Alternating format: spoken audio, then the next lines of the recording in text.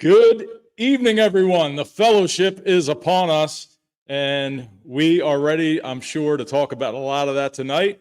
And as promised, the man himself, Mr. Andrew Easton. How you doing, buddy? I couldn't be any better at all. I'm living the dream, Brad. How about you?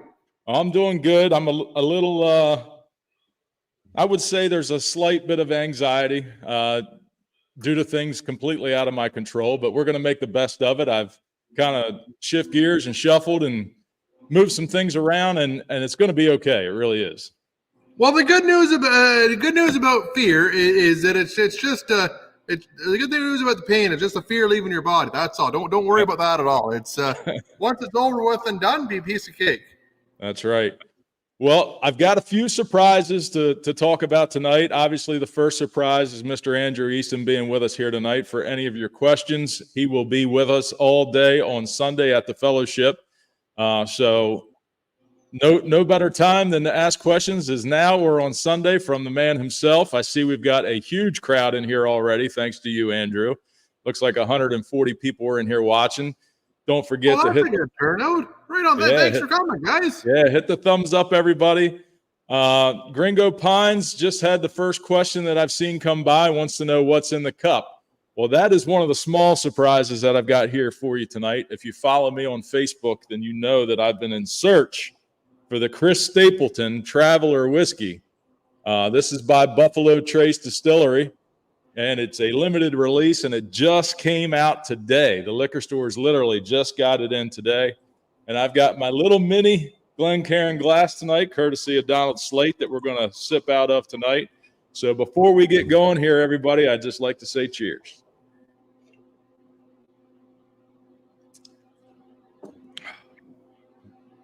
Wow, that is good. I'm going to have to let you try that one, Andrew, on Sunday. That is nice. I might kill over and die if I drink that stuff. All right, who we got in here? I see Tie Man, of course. Bill Irwin, how you doing? I hope you're feeling better and continuing with your recovery, my friend. Nebraska Woodster, Fate Farms, PA. Joe Gilbert, my savior for this weekend, is here. The bus driver himself, as Jeffrey from Mountaintop Outdoors like to call him, Bob, because that is the name of the excavator that Val dubbed. But Joe Schaefer's here, outdoors with Larry and Robin. Mike from K&L Firewood, how you doing? I see Obi and the premier Iowa tree surgeon. Shive's here. Tim Van Dusen in the house. Tim just had 1,000 subscribers the other day too, eh? He did. He crossed over the 1,000 mark thanks to you all. I was checking him throughout the week because Dan over at Back 40 had said that if they got to 1,000 subscribers before tomorrow night's live stream, he's going to give away one of his axes there. So it looks like Dan is going to be doing a giveaway tomorrow night. So tune in for his live stream. I checked on his page. I think it was like Tuesday or Wednesday. It might have been Monday, actually, because I was at my son's basketball game, and he was at 999. So I put out a post real quick trying to get somebody to bump him, and it looked like several of you did. So I'm sure he's very appreciative of that. So does anyone have any questions for Andrew before we get started into the big elephant in the room tonight, which is the weather?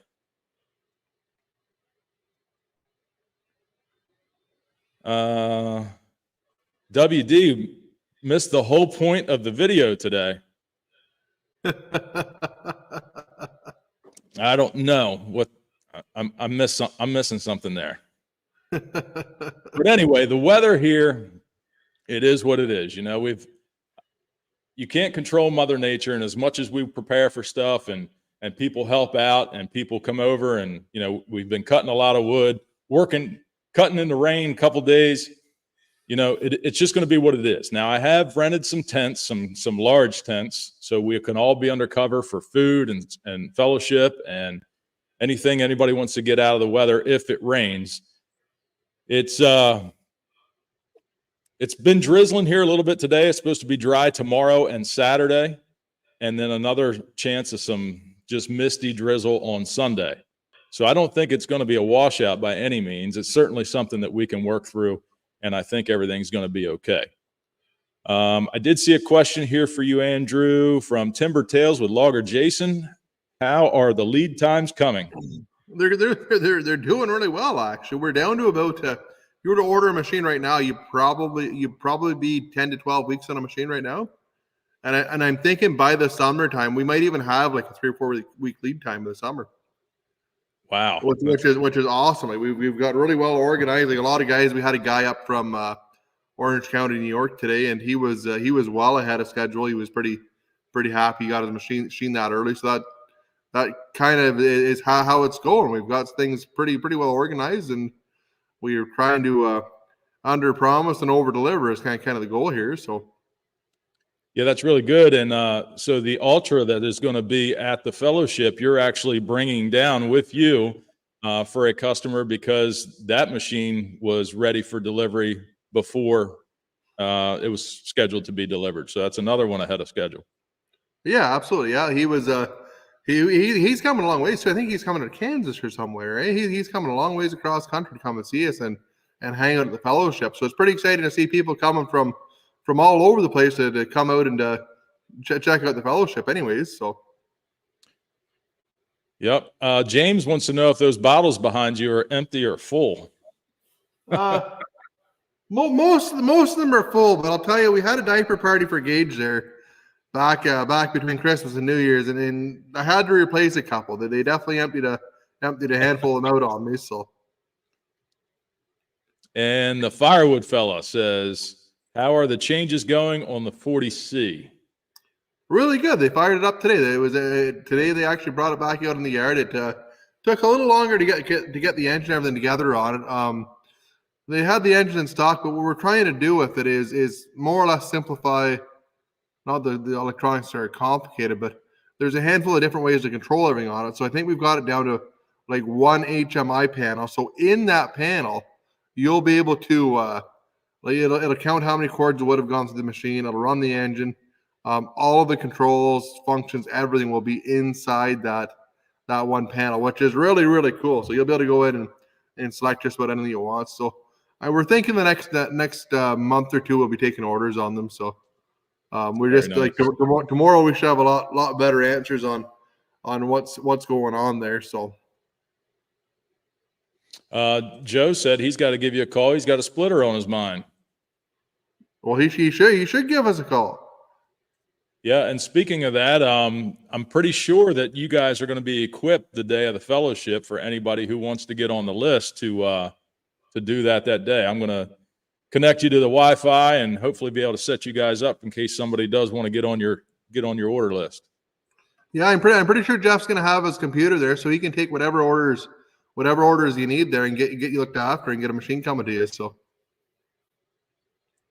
Bill Irwin does not have a question, but he wants to thank Andrew for making such a great machine. He's loving his new 1222. Well, I'm glad it's working out good for you, Bill. We just actually back in December we actually had 1,000 1222s is what we're at now. So we just crossed over 1,000 1222s. So I'm gonna have a video up on that. Jerry got a video with the guy on Tuesday. I was actually in Vegas the last 3 days. So Jerry got a video with a fella. So it'll be a video that's well worth watching. It's going to be a pretty good one. So it's going to be coming up on Groundhog Day, because as of February 2nd, that's been 9 years since the first 1222 went out. It was on Groundhog Day. So nice. Yeah, I noticed on mine that my 1222, the manufacture date was 1222. Oh, is that right? That's pretty cool. Yep. Make some dust. I think we sold about 30 shirts. So all those shirts have been sent out. I've got a few shirts left to give to people in person, but it was right around 30, 32 shirts, something like that. So appreciate everybody that helped out on that. Hardworking man is here. How you doing, Heath? Good to see you. Now that's a man right there that needs a 40C. I'll tell you. Yes, he does. If anyone needs to make a 40C purchase, it is going to be Heath. He's the guy for the job right there. I think a lot of people have been speculating on that, haven't they? I'm not quite sure what they're doing. I've been my mother. The last couple of months, I haven't had a chance to really catch up or follow with anybody, really. So, my mother is here. She just got home from Myrtle Beach, South Carolina, and yes, I got the Traveler. Found it today. She says hello to you, Andrew. She can't wait to see everybody again. I tell you what, last year, I didn't know how she was going to react to the amount of people that showed up and everything that happened, but she absolutely loved it. She was, I think, a little overwhelmed walking around, taking pictures and meeting people, and she just loved it, and she can't wait for it again this year. She'll be manning the raffle booth in her garage this year, so she's helping me out. I told Andrew at the beginning before we went live that Valerie and Taylor just landed in Phoenix, Arizona. Taylor was selected to be part of a national softball team to play in a national tournament this weekend. Unfortunately, it fell on this weekend, so they can't make the fellowship, but it's an exciting opportunity for Taylor. So Mom is kind of picking up some slack and going to give me a hand this weekend.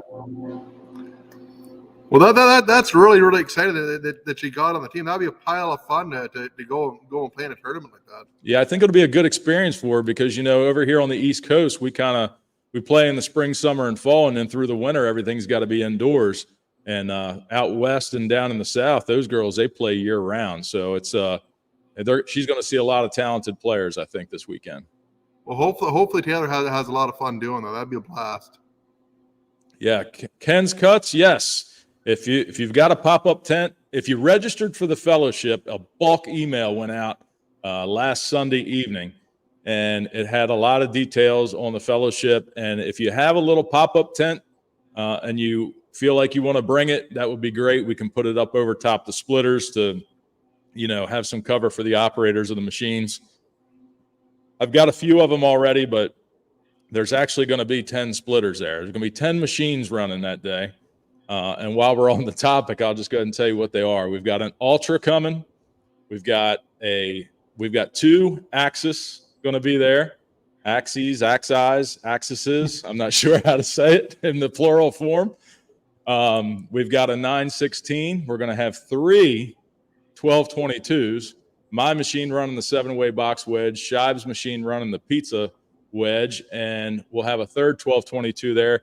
And I'm not sure what wedge Steve's going to be bringing with his, but there'll be plenty of opportunities to run those. We'll have a 2228. We'll have a 37D that Jeff is bringing with him. And another surprise for you here tonight that I have not mentioned yet because it just came to fruition this week is Jake from Dude Ranch DIY is bringing his 2228 with the attached conveyor.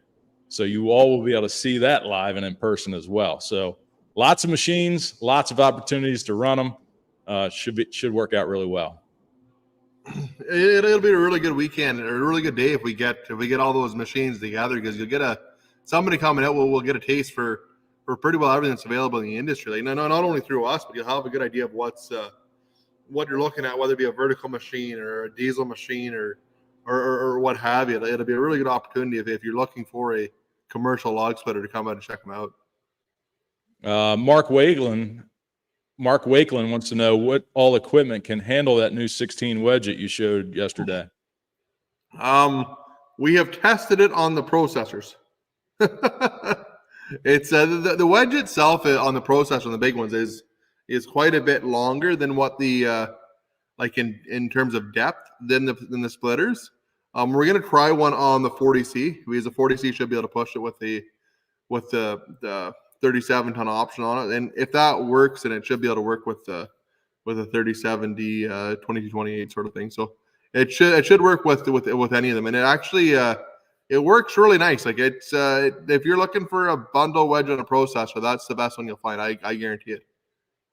Yeah, I mean, I was watching that video yesterday, and that thing was making like perfect firewood, and like you were saying, that you were pushing it out with one stroke. Yeah, it is. Yeah, so like that's. Well, we've had a couple of guys build box wedges for their processors, and they've done them themselves. And it works out really good when you're into stuff that's over that 15, 16-inch mark. That's where the box wedge is going to shine. But if you're into smaller stuff, you may as well punch through once and be done with it. Yep, and it had no problem with it at all. I mean, it was just like butter. Yeah. Like there's really only one time you run into a problem with a wedge on one of those firewood processors, and that's when Rachel runs it. So I really like how you showed the design of that wedge, how it wasn't manufactured to the point where wood can get stuck in there. It kind of like falls off the side. yeah, it really does. Like the wood almost falls out of it. It was a lot of head scratching. We cut a lot of them apart. We did a lot of screwing around, but we got to a point now where it functions the way we want it to, and it's gonna work well. And the nice thing about that setup too, like the other brand, if you buy that style of wedge and you're married to it, you were stuck with that wedge, and it is a huge expense to get that wedge option on it. Where with ours, it's just an attachment, right? So, and then you're not limited to the size of the wood you can put through. You're limited by the saw, not the splitter then, right? So, right. I was waiting for this question to come up, and the Adirondack Woodsman has noticed and wants to know where you are at tonight. Where I'm at, I am at my own speed shop here tonight. This is I had a couple of buddies of mine build me a really nice bar for my shop here. I'll show you around. That's the bar itself. It's got a really nice walnut top on it here, and then that's this is a toy shop, anyways. So that's where I am tonight. So then that way Stacy can hang out without the kids, without me on the couch, and enjoy her evening without four of me bothering her. So yeah, I'm telling you what, just from looking around there, I might just I see you got a couch out there. I'd probably be out there more than I was in the house. Yeah, it's a really good setup. I've got the golf simulator here. I golf quite a bit. I haven't actually in a while, but I really enjoy golfing. So you have a bad day, you can come out here and hit some golf balls. The guys at the shop put a lot of really cool thought into doing this bar. So, oh, that's neat. They've got a spinning saw blade. There's a little motor that goes on the bottom, and if you look here, which side? Right there. That's actually an ultra splitter wedge there, wherever it is. I can't draw my thumb. Oh, I see it. Yeah. And then there's that wedge, and then there's a wedge there. There's a couple of really cool things in the bar that you'd have to be here to like look at to pick up on a couple of the cool touches they did on it. So the guys did a wonderful job on it. I was really happy with it. So yeah, that's nice. Kent wants to know where the parking lot is. The parking lot is at 920 Principio Furnace Road. That was in the email that got sent out. If you didn't receive the email or you didn't register, if you didn't register, you wouldn't have gotten the email. But send me a message on Facebook or through my email, and I will send you all the details about the parking situation. Obviously, we're not parking in the yard. Last year, it wasn't even nearly as wet as it is this year, and we had some problems. So, yes, I do have parking squared away, and Joe Gilbert is my saving grace. He's going to be shuttling everybody in and out, and it'll work out just fine. I see Dick has arrived. Good evening, sir. Saying hello to everybody. Glad Thanks you made for coming it. out, Dick. Brad 6 wants to know how many people have signed up so far. People are still signing up today. I think I got 3 emails today of new registrations. I've had a couple people email me and let me know that they were canceling due to the weather, that they were not going to make it, which I kind of expected. But, like I said, we're going to make the best of it. It's still going to be a good day. The machines are going to be here. The wood is already here. And, we'll have cover if we need it. We're going to have good food. Lots of raffles, which I'm going to talk to you about here soon, some giveaways. And that's actually one of the surprises I want to talk about here in a little bit. But you're going to have to hang out here for a few minutes before I announce that. So total number is around 126, I think. Wow, that's awesome. Yeah. How many did we have last year? I think there was like 60 last year, was there? Is that what we figured last year? Total waivers that were signed were 98. Really? Yep. So by the time you got there last year, a lot of people had left.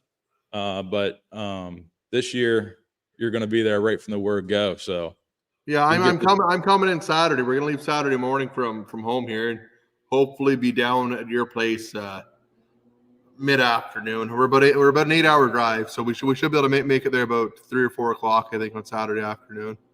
Very cool. Just scrolling through the comments. I know I'm pretty far behind. I'm about 10, 12 minutes behind here. I'm taking up where Kevin would have been last week. Is he feeling better? I hope he is. I haven't heard from Kev, but I really hope he is. It would be I was really looking forward to the Saturday night with Kev. I haven't done one of them in a while either, so and it's always a good time doing it with Kev. So the Hogs Logs wants to know, how much does the 16-way wedge weigh? Educated guess is going to be around 300 pounds, maybe 350 pounds. Wow. It's enough that this lad here is not going to pick it up, put it in the machine. That's for sure. It's very heavy. They're heavy-duty wedges for sure. John's here. Old freaking Jeep. Need me to bring anything or help with anything that I can, John? John, buddy, you've already done enough. The benches are going to be awesome underneath the tent. That's where they're going to live. I'm going to put them underneath the tent because folding chairs are just going to sink in the mud, so those benches will be perfect. So that's awesome. Yeah, John made the trip up here a couple of weeks ago and brought me up some big, thick, milled poplar planks, and we're making benches out of them. So they're going to work out well for seating. All right, on they'll make good benches too. You'll never get the nail back out of them once they dry. Jerry wants to know when you might be coming out west, the Edmonton area. The Edmonton area. I actually have a lot of family in Edmonton around Sherwood Park, Morinville. That's where my mom has nine brothers and sisters, and most of them around the Edmonton area. I'm actually heading there next July, August. I'm heading west for our 2-week shutdown. We're going to go out for a tour out west. So there you go. I'm gonna try and slip in and see Buchan if he's around. I mean, we're going to be not too far from Buchan. We're going to go out. I've never seen the West Coast before, so I'm going to go out and hopefully meet up with Buchan and see what's going on out there, and then head over the mountains, head over the Rockies, over to Calgary and up to Edmonton. We're hoping so. Nice. Yeah, Buchan's a cool guy, man. He's a pile of fun. He's just like the guy you think he is. Oh yeah, he absolutely is. He's just such a kind-hearted human being. He's wonderful. Yep. Timber Tales. Will you be at the Great Lakes Show in Green Bay in September? Yep, for sure I'll be there. Yeah. We'll be at the Green Bay show. That was one show this year that really took me by surprise. It was up. They cycle it back and forth from Green Bay and Escanaba. And normally when we've done that show, it was almost no traction. There wasn't a whole lot going on.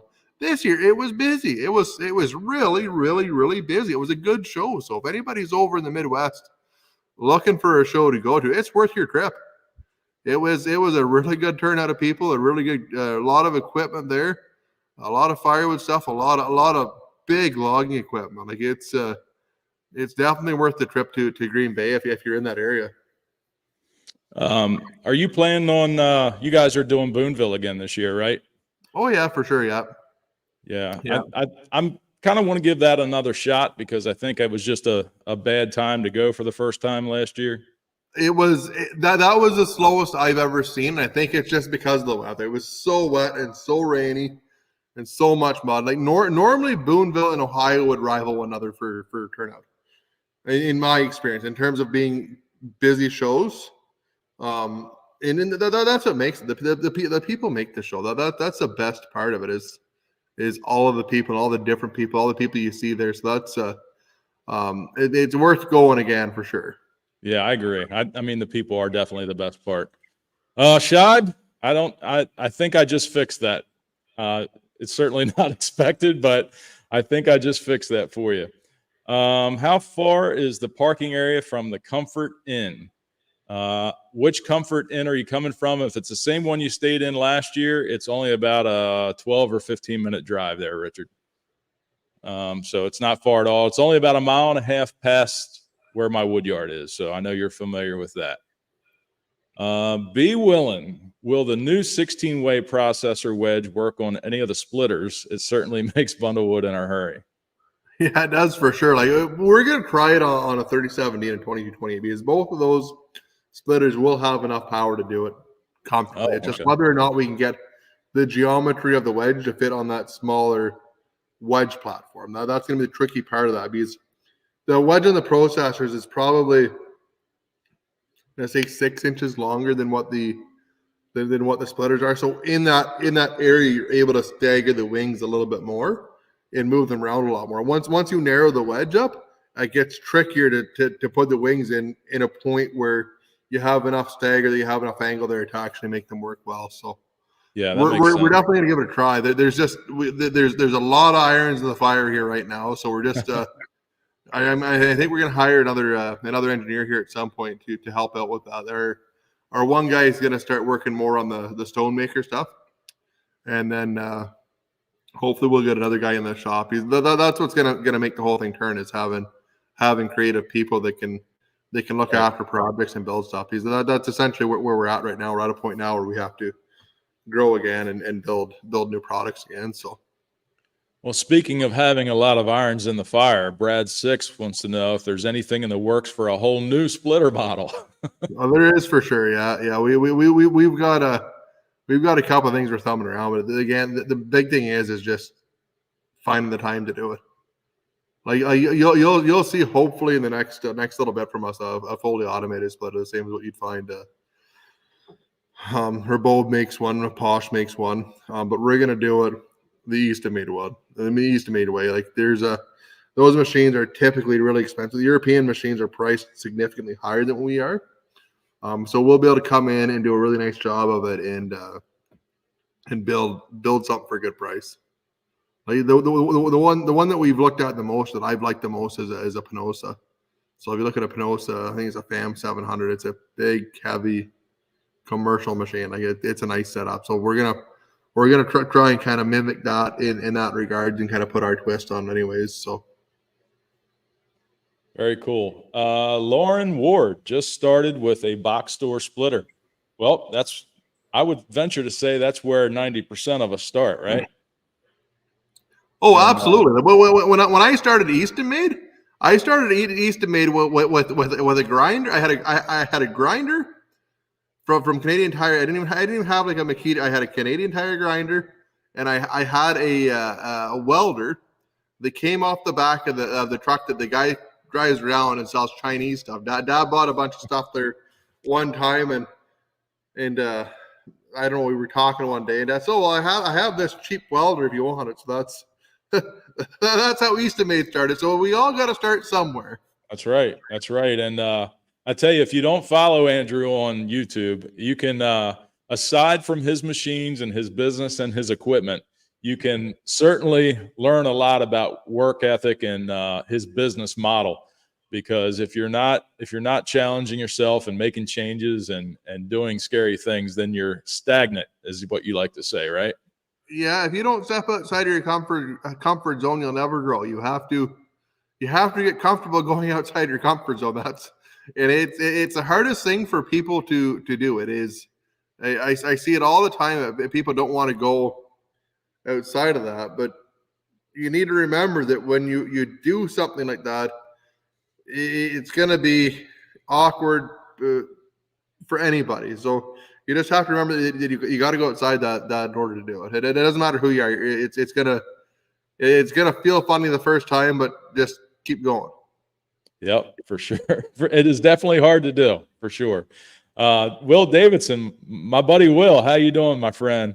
What was it like to have a guy come to the shop from Alaska with his new trailer? Oh, he was a great guy. I had a great visit with him. He had like a second gen Cummins even. Yeah, and it was nice. In beautiful shape. Like it was probably a 98, 99 Dodge Cummins 3/4 ton, like, but it was just immaculate. I couldn't believe it coming from Alaska like that, because like I don't know about in Maryland, but like where we are, like you get maybe 10 or 12 years out of a vehicle. That's kind of your timeline. That's kind of your lifespan on a vehicle before you start putting cab corners and rocker panels in and Right. fenders and boxes. And so to see one that old from that climate was really, really cool to see that. And that generation is definitely the best sounding truck. Oh yeah, for sure. Absolutely. Yeah. I love the way they sound. Yeah. Todd wants to know, what splitter model have you sold the most of? 1222s. And we just hit number 1,000 back in December. So that's I think altogether we're right around 3,000 splitters we've built in 9 years. So it's kind of the number. We would be right around there, give or take a little bit, but we had number 1,000 built. Is there a close second? 2228s probably. Yeah. Axes are catching up. Axes are definitely catching up. Ultras are catching up. But it'd be 2220, 37Ds. Like it's a weird thing, because it used to be that we could. It was a fairly lopsided hand. Like everybody wanted a 1222. That's our flagship machine, right? But now, like we find people are going towards the Axis, they're going towards 37Ds, the 2028s, the Ultras. Like we don't really have one that's dominant anymore. And like on our end of it, it doesn't matter a whole lot. We're set up to be very, very modular in that respect, where it doesn't matter to us what machine we build. We make the same profit on it. There's the same margins on everything. There's the same for a guy to assemble one or the other. It makes no difference to us at all.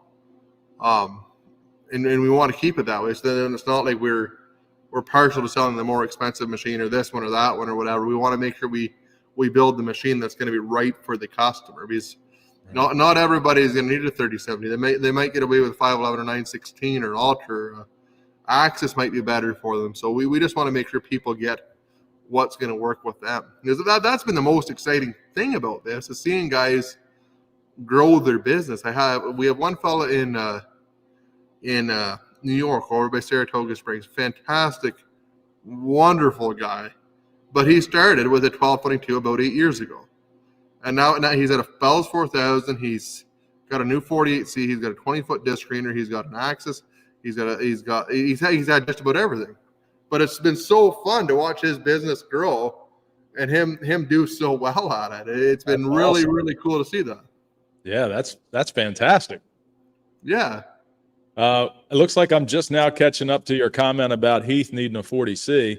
He said he's got to run it by Rachel. Pretty sure that would be hers, not his.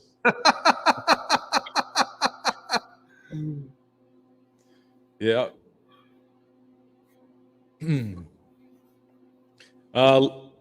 Lauren, the one that just got into the box store splitter, said, should I move to the Ultra as fast as I can or save longer for a bigger machine?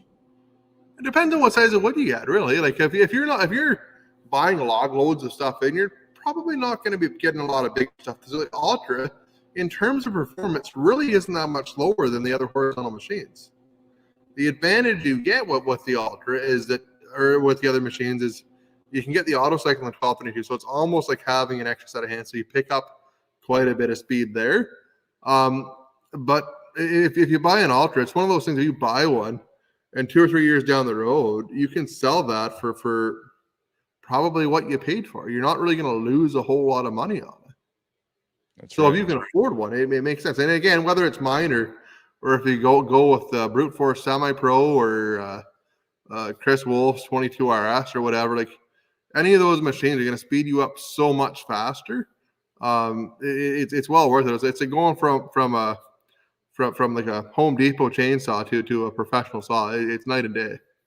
Yeah, and that's part of the reason why I really last year wanted to do what has evolved into the fellowship, is because until I went to Paul Bunyan for the first time and stood next to a machine, I mean, I knew that they were, big, rugged, built, strong, heavy duty machines, but until you see one and stand next to one, you really can't get a realistic feel for what they are, even with all the YouTube videos and the pictures and everything else. I just really feel like you need to see it in person.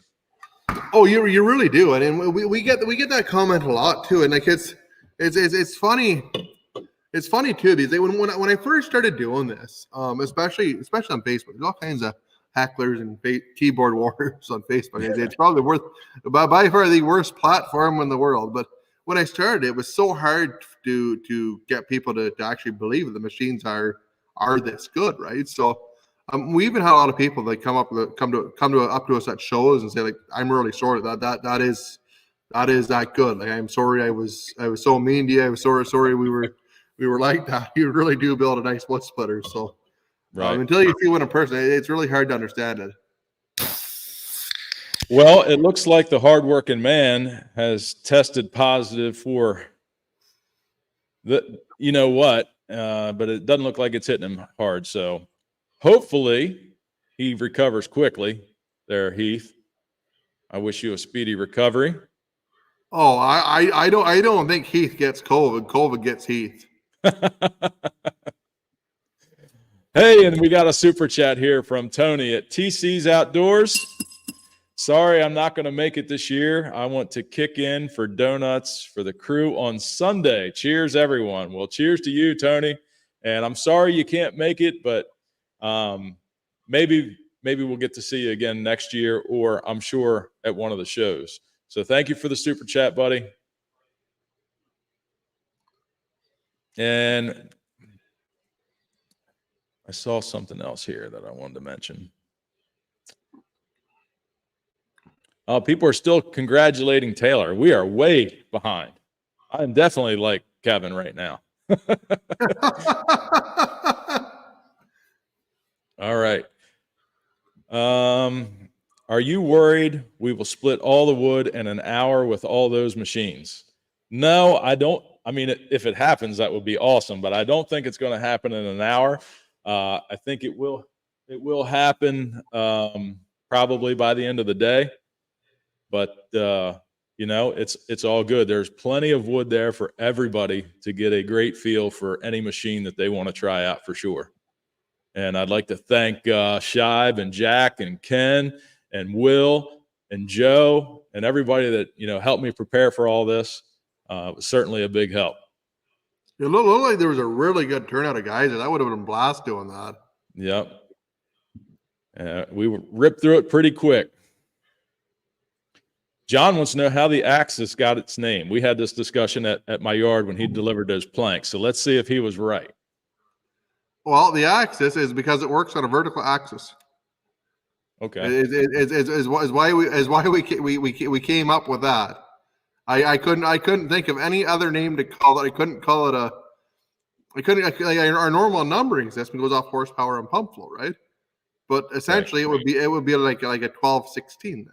Yeah. So like that, it just doesn't fit in the criteria. It's the same as the Ultra. It doesn't work into the actual criteria of what we have for horsepower pump flow when it started. And it's been, I think that's probably one of the trickiest things doing this is coming up with names or whatever that's going to stick and kind of represent something of value or significance, right? So that's where the axis got his name, is because it works on a vertical axis. So John's theory, you can tell by the way he spelled axis with an E instead of an I, that he thought it was because when you swing an axe, you swing it from the top down. That's not a bad idea either. He's not, that would be just as good as anything, I suppose. Yeah. Yep. And I told him, I said, that might be a good theory. There will definitely be an Easton-made symphony on Sunday. For sure. And the one diesel motor. Nick says, good evening. He's loving his Ultra. He picked it up a couple years ago now. It's perfect for processing tree service wood. Just wish he had a lift sometimes. Well, the Ultra, I'm telling you what, it's the cycle time that makes that machine. That's what makes that. And the whole point of the Ultra was to build something as inexpensive and as reliable as we possibly could. Like when we built that, the big thing was I almost built a kinetic machine, because that's kind of what I wanted to build something with that kind of performance that worked well, but was heavy enough to actually last. The only kinetic machine that I know of that lasts well is a super split. They work really well, but there's still a lot of still a lot going on there. There's springs, there's bearings, there's pulleys. There's a lot happening there. Where with an access, with an Ultra, there's a control valve, a pump. There's really not much more to it than that. It's a very, very simple machine. It was just a matter of finding the right size cylinder and pump and kind of match that up to the point where it works well. And then in terms of reliability, like the way that the cylinder is mounted on the Ultra, there's not really any movement there, right? So in terms of wear, there's a minimal amount of wear on the entire machine. It should last almost forever, really. So Kyle wants to know if there's going to be any logs here to buck up. He was going to bring his 271. Well, I'll make a deal with you. I've got a load of logs on one of my dump trailers right now. Now, if we get all the wood that's already cut, split, I will dump that load of logs and we can work on that as well, and you all can have at it. Now, what I didn't want to do this year was have people running chainsaws all over the place like we had last year. It was kind of a missed thing on my thought process. There was a lot of movement, a lot of people walking by, people running chainsaws. And when you're running a chainsaw, you want to know what's going on around you, who's behind you. And we were lucky, I think. So that's why I chose not to cut up all the wood this year. But if we get to a point where we need a few more rounds and people want to run a couple saws, we can certainly do that in the afternoon. Let me talk a little bit about the raffles that we're going to have and the giveaways. Of course, you all know that Tim Van Dusen sent me a box full of axes. Some of them are sentimental for my grandfather. Some of them were axe heads that I just had that he hung for me. He sent a splitting maul that he made, and he's donating that to the fellowship as a giveaway. So when you arrive at the fellowship, there'll be a table to fill out your waiver form. The first 100 people will get a Fellowship at the Furnace sticker, just like the one that's up in the right top corner of your screen right now. And that waiver form will also enter you into the giveaway for the splitting maul. There's also 2 more axes that will be available for the raffle. Camp's Corner has manufactured and is bringing a trailer mover skid loader attachment to raffle off. I mean, an actual attachment for your skid loader to move trailers with. We'll have Firewood at the Furnace prize pack with a bunch of merch. There'll be an Easton-made flag similar to the one that I fly in my yard. We're going to raffle one of those off. We're going to have a custom-built firewood rack that's powder-coated and really nice, and a slew of other things. Some little stuff that we're going to give away for free also. However, there's one more raffle item that you all might be very interested in, and this is thanks to Chaz, my tree service. But there will be a raffle that we're selling 100 tickets for. If we sell all 100 tickets the day of the fellowship, somebody will go home with this. If we don't sell 100 tickets, then we will sell the remaining online, and when 100 are sold, we will give this away. A brand new 500i is going to go to somebody maybe the day of the fellowship. So what do y'all think about that? why is it not a Husqvarna? Because we want it to start and run.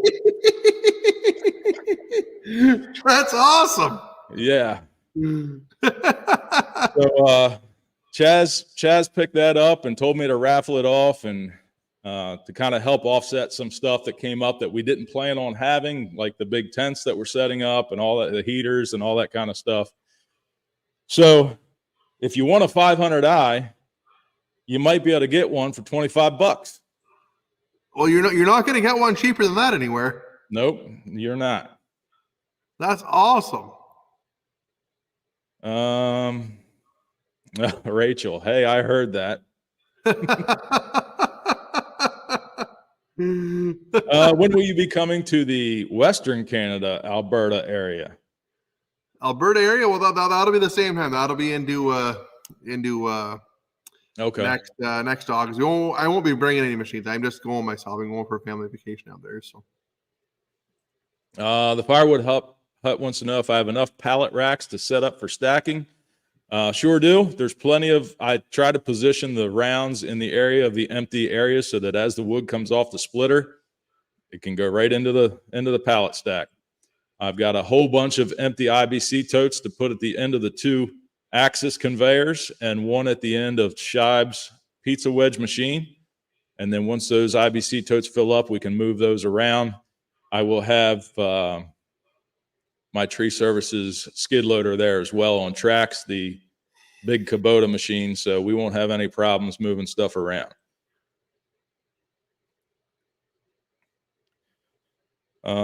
Andrew, is there any chance you will offer splitters with the option of a Honda engine? No, I don't think you'll ever see me put a Honda on it again, honestly. We're so happy with the Briggs, the service we get from them, how they're running. I don't think I'd put a Honda on anything else, honestly. And you're able to get them, right? No, we're able to get them, and the service is a big thing. Like with the Honda, if something went wrong, we had such a hard time finding somebody to work on them, getting warranty out of them. If something went wrong on our end of it, if for some reason we missed a delivery or whatever, they just didn't care. They didn't care. They didn't care if we bought their engines or not. So I have no interest in it at all. I'd rather work with a company that wants to see us succeed rather than somebody that just doesn't care. It's not totally understandable. There's the chef himself, Mr. Walcott Family Works, the man that's going to be doing the cooking for us on Sunday. So good to see you here, buddy. Saying hello.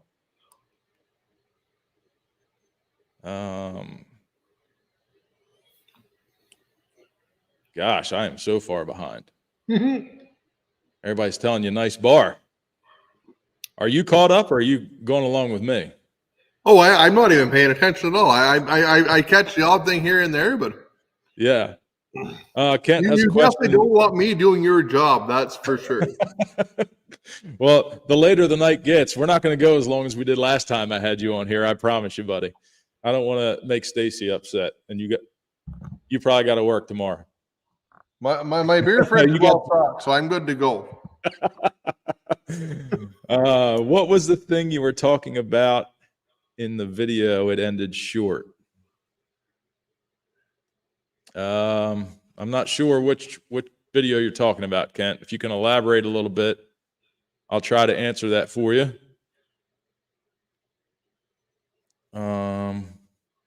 Woods Tree Farm sounds like a heck of an event. Right now, we're thinking about 120 people or so. I think that'll be a good number, even with a few people canceling because of the weather. Shifty is here. Good evening, Woodhounds. How's Thirsty Thursday going? Well, it is going just as good as you can imagine with Andrew here. Lots of questions for him. We're talking about the fellowship and the weather and the best saw in the world we might be giving away on Sunday. So I know you're a fan of it. I wonder if I can get a sticker about that size that says five. Is it a 592 now? Is that the Husqvarna saw? I've got a 372. I really like my 372. Oh, you want to put a 500i sticker on your Husqvarna?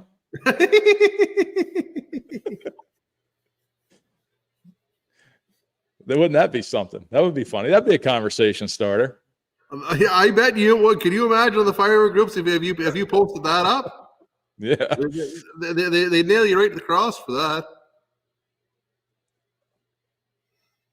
All right, you already answered part one of this question, but is Guinness your go-to beer? Normally Guinness. I gotta watch my figure, eh? So Guinness is actually a low-calorie, low-carb beer. You wouldn't ever believe that, but it is. that or Michelob. I used to always drink like Canadian or like I'd always drink like a beer, but the doctor tells me I got to watch my figure a wee bit more now. So I'm on a diet. I was on the wine there for a while. I still drink the odd glass of wine, but does that give you a headache? Does the wine give you a headache? No, not at all. No.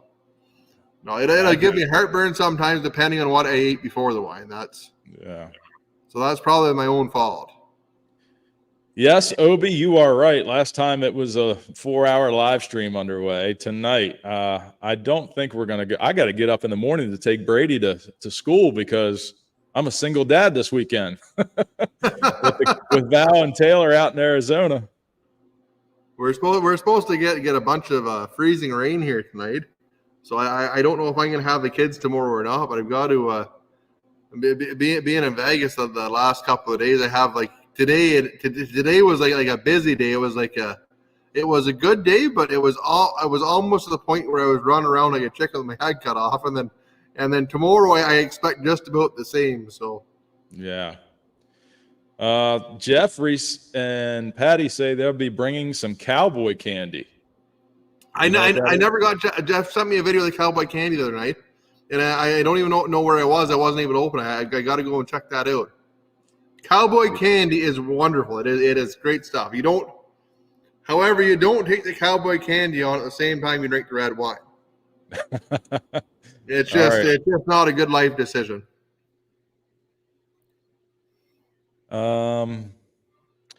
Heath, any plans to have the games on? Well, the event is going to end around 4:00.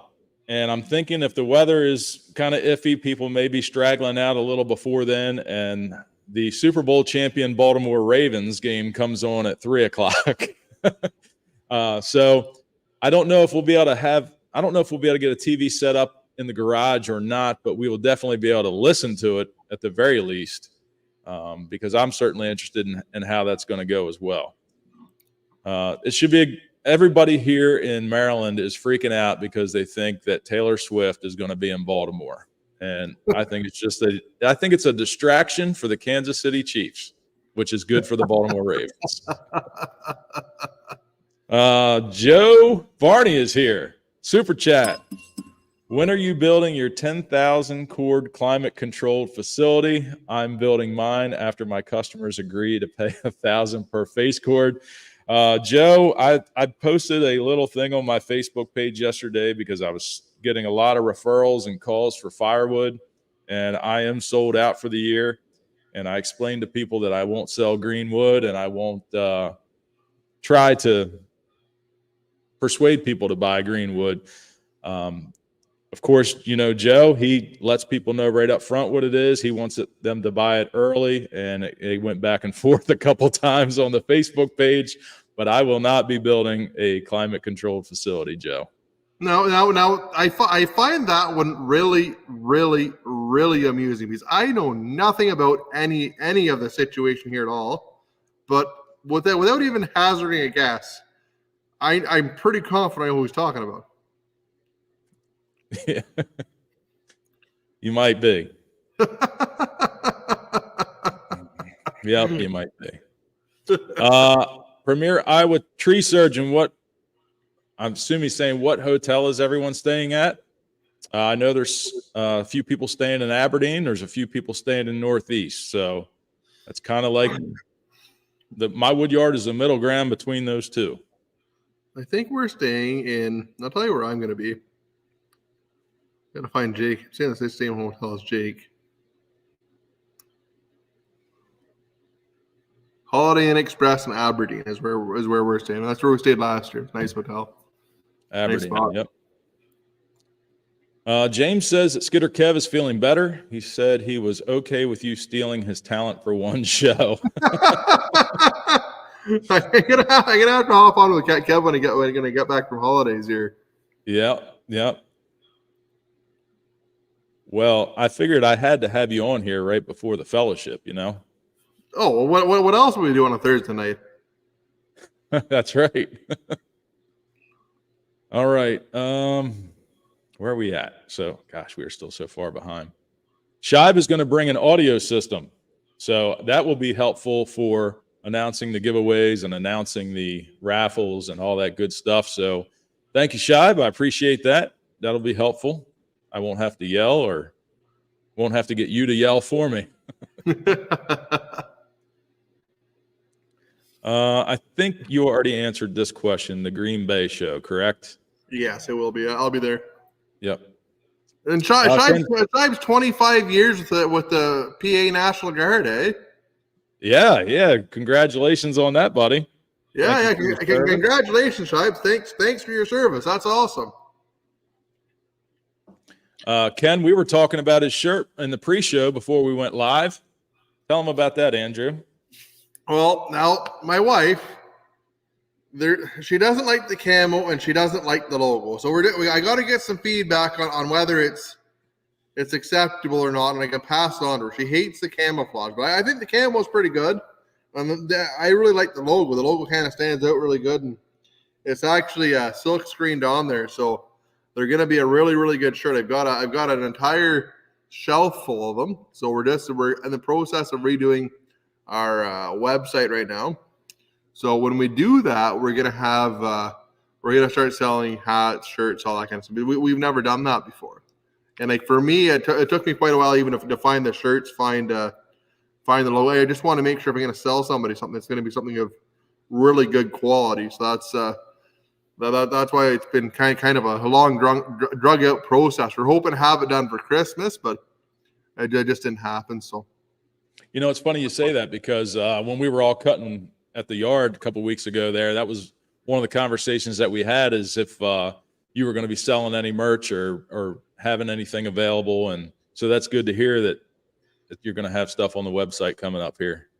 Yeah, I think I'll probably bring down some hats. I don't know how many I've got at the shop right now. I've kind of been behind in a lot of stuff. Hard to catch your feet sometimes.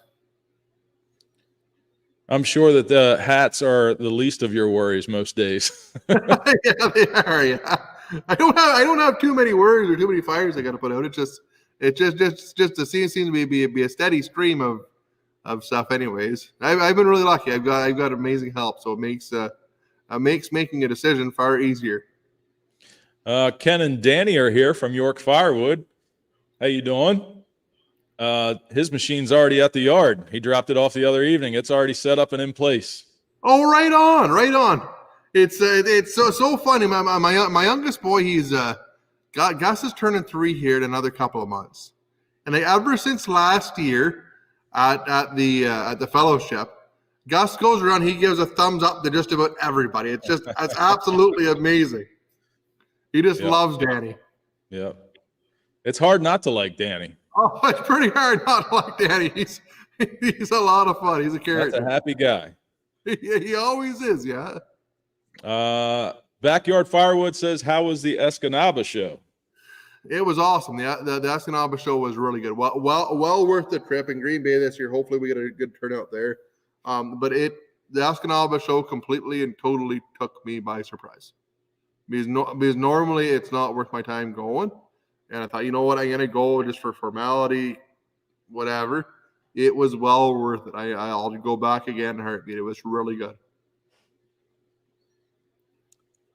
Stacy Weston, for Andrew, what's it going to take to convince you to bring the Axis I have on order to Hoosier Firewood Hysteria in April? Looking for I'm not even going to the Firewood Hysteria myself. I post up on the website for Mike. I wish I could make it, but I think it's I want to say it is the end of April. So if I go to the Hysteria, I'm gonna be at Essex Junction, Vermont the week before it, and I'm gonna be in Virginia the week before, and then Essex Junction, Vermont the week after. So for me, my schedule, it's just a lot of time. It's a lot to organize, a lot to get together to bring machines to everything and be at everything. So I won't be at the Hysteria myself this year. I'd love to go though. It looked like a blast last year. John frickin' Jeep says, Andrew, do you have a handout that shows a pick and spec of each of the splitters and the options? Well, as a matter of fact, I think you may have that covered. I'm not going to say much more than that, but it may already be looked after. I think I might have that covered there. So if you're coming, John, I can probably hook you up. I probably have some brochures and stuff left at the shop too from the shows last year.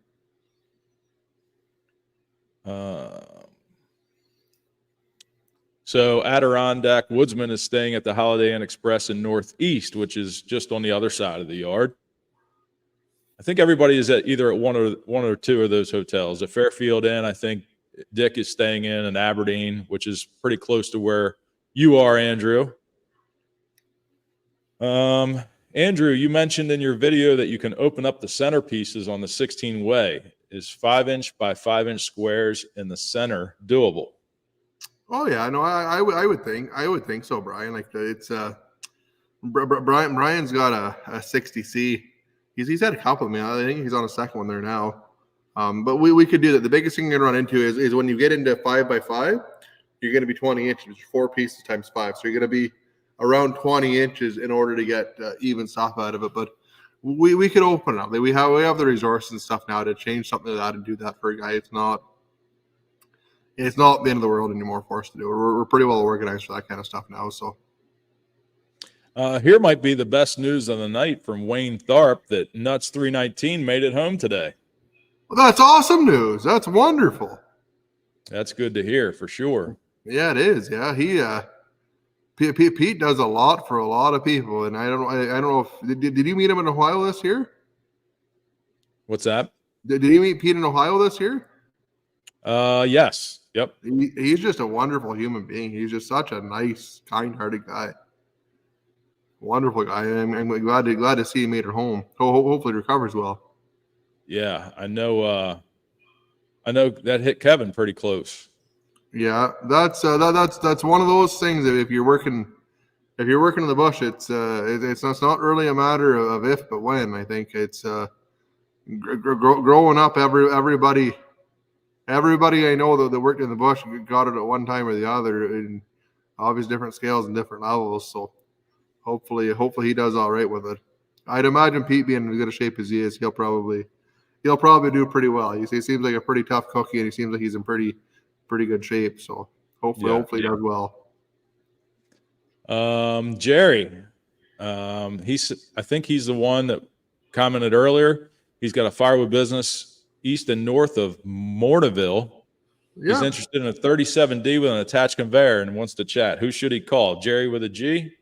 Jerry with a G is the guy to talk to. I have an aunt that lives in Morinville actually, and what's my Margaret Turner and Jerry Turner. Jerry's my uncle and Margaret's my aunt, and Jerry worked construction there for a long time. I think he had a fairly large sized crew there. Really super wonderful human being. He's just one of those guys that just an all around nice guy. So Jerry with a G, you need to get in touch with Jerry with a G. Yeah. Andrew, I think one of the first videos was of you doing the math on how quickly the wood splitter would pay for itself. I remember that. I didn't even know you sold them at the time. You just made a lot of sense. Yeah, it turned out to, like, when you think about what it costs you to buy one of the machines and own it, like the ownership of it is very, very, very minimal. And depending on what your budget is, how much money you have to put into it, like for the most part, we've seen historically that they hold their value really, really well. Like I think what's going to happen is you're not going to see quite as our lead times get caught up, the price of the used market might come down a wee little bit, but I think you're always going to find that it's going to be really, really strong. So, the Hog's Log says, where's a good place to eat dinner Saturday evening? We are staying in Northeast, so give me a shout, send me an email or a text, and I will give you a list of a few places depending on what you're looking for to eat. I can give you a few ideas there, my friend.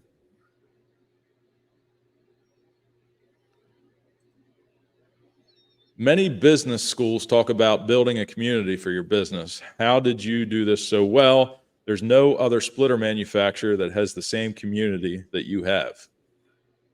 Shit luck. I don't know. There's much more to it than that.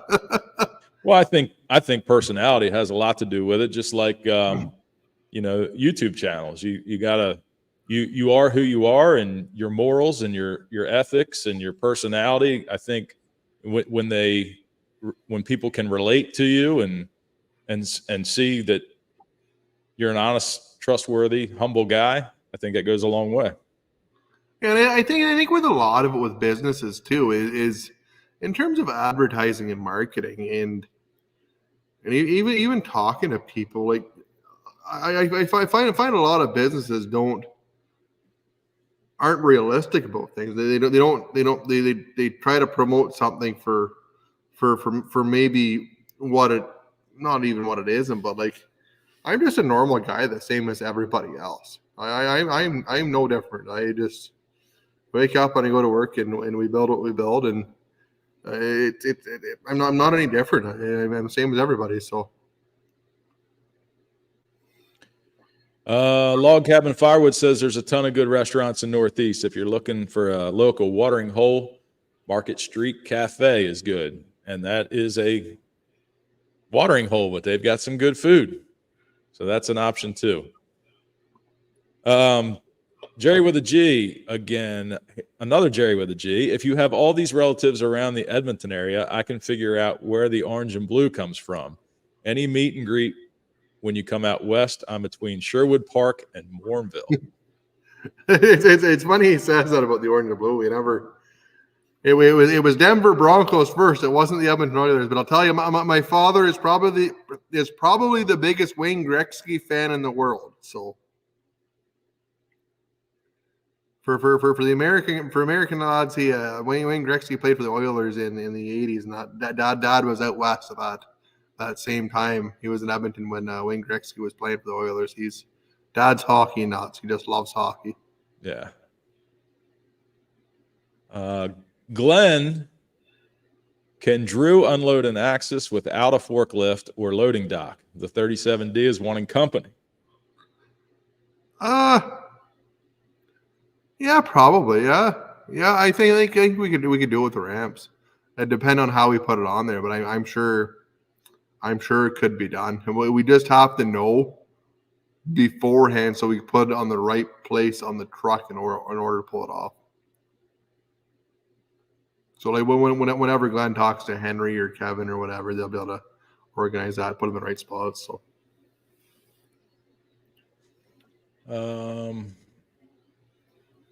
Just saw another question. Robert Brokaw. Good evening. Hope all is well. Wish you well during the fellowship. Wish I was able to attend. Stay safe. Well, thank you, Robert. I think it's going to be a great day. I really do. We've done everything we can do, and what we didn't do is completely out of our control. Todd, I got to say I wrote the Ultra off because of the lack of a log lift, but Jenin at 765 has made me think differently. It's just so simple and manageable by hand to move, for sure.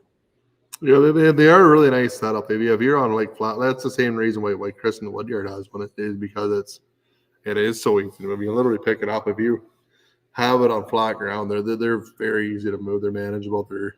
They're fast. We sell a lot of the Ultras. They work really nice. Friggin' Jeep, will there be more Easton-made splitters at your place than at the Paul Bunyan show? There probably will be. Yeah, I don't remember how many were at I know you had the 40C and the 48C there, right? The 48 and the 40. So we had the two processors, but I think we only had 7 splitters, maybe 6 splitters. Yeah. Well, there's probably going to be more splitters at your place than there was the Paul Bunyan show. That's thanks to you all. I ordered my 1222 from watching Brad and Shibe run theirs. Then I got to run it at last year's fellowship. That's smart marketing, Andrew. That's the only marketing you do, pretty much, right? Mm-hmm. And just social, like Facebook, YouTube is all the marketing we do. We've got it at TikTok actually. Jeremy's got really good at TikTok. If you don't follow us on TikTok, Jeremy does some pretty good ones. So I haven't got much into TikTok yet. Well, I think you guys can monetize TikTok where we can't. So it's one of those things. Like for me, it doesn't really matter a whole lot, but you don't see a lot of Canadian guys doing it.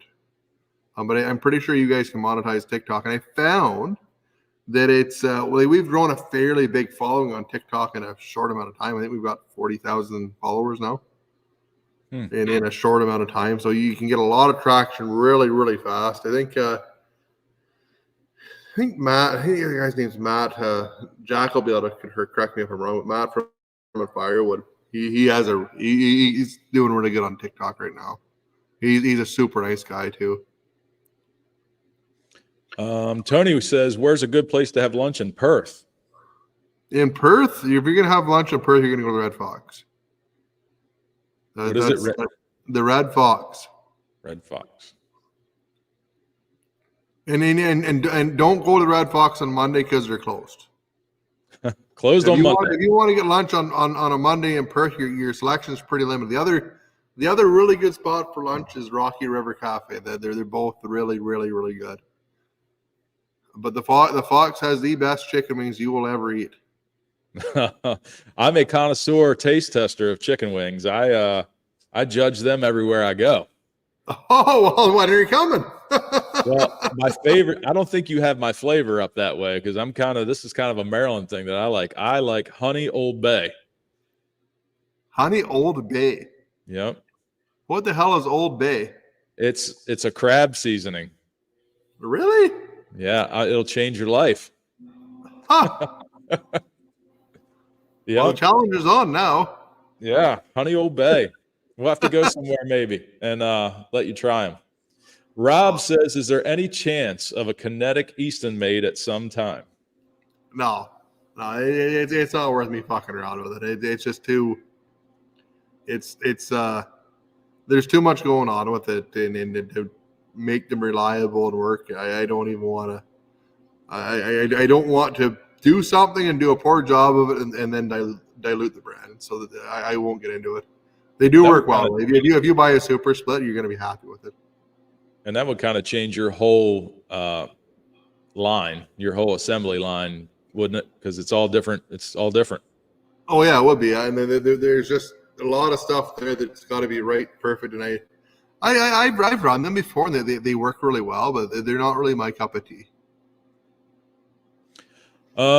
Beaver Valley Sawmill says, "Need a new pullback arm for the 1222. A log got stuck in the gum, and Eastonmade did not like each other." If there's a weak spot in the whole machine, it's that pullback arm. I don't know. We've thought of different ways to do it. Fuck, it's just hard. It's hard to do it where you can manage it, move it, still work. I don't think the pullback arm is meant to just drag the wood back and drop it, not to push it off the wedge, right? Yeah. So what happens with a lot of guys, like especially a piece of gum, like it may be going good, so they'll let the auto cycle run, and then all of a sudden it comes back and it's stuck on the wedge, right? So that's where you run into a problem with it is in a situation like that. Oh, so it's going forward and it kicks out and starts to return, and that's when it happens.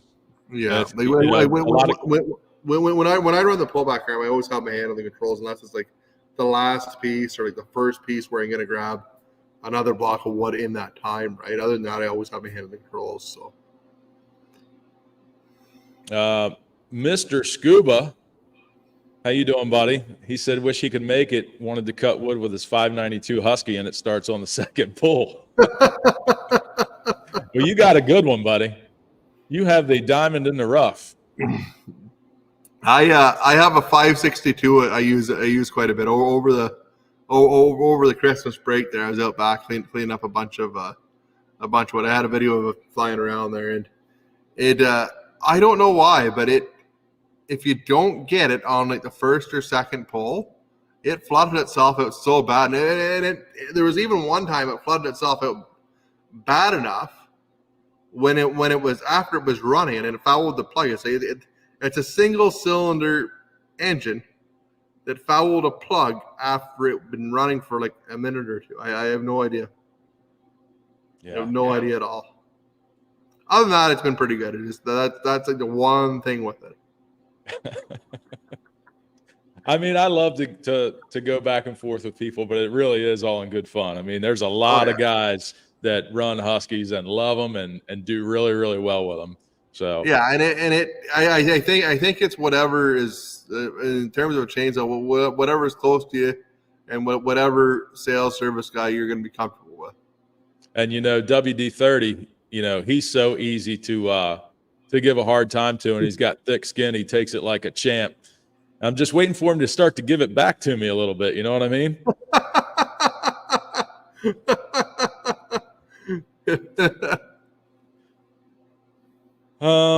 Hardworking man says if he heals up enough to make the trip, he'll bring the Makita and you guys can feel some real power. Goodness gracious. Now we're getting deep. Definitely need your boots on for that one. Oh my goodness. Look at Dan here. For the fellowship, I know what goes into putting on a small event. Have fun on Sunday. Thank you so much, buddy. I appreciate it.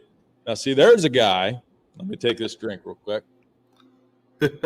There's a guy that likes to dish it out and give it back when we fire at each other.